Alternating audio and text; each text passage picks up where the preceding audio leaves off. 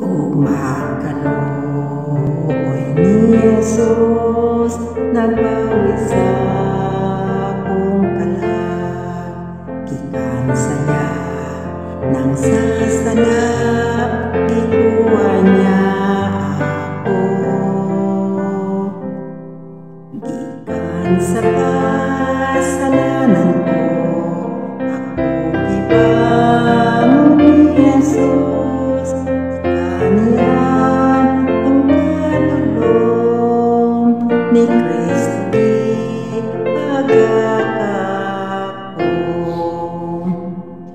Dugay na siyang nakatawag, samtang naisala ako sa akong pagtunya sa lahi pa sa ilong. Gikan sa kasalanan ko, ako gibangon ni Jesus. Kaniadtong kadulong ni Kristo gipagakako.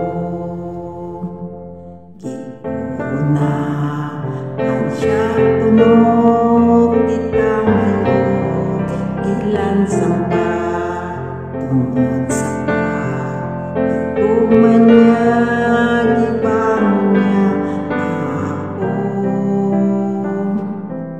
Gikan sa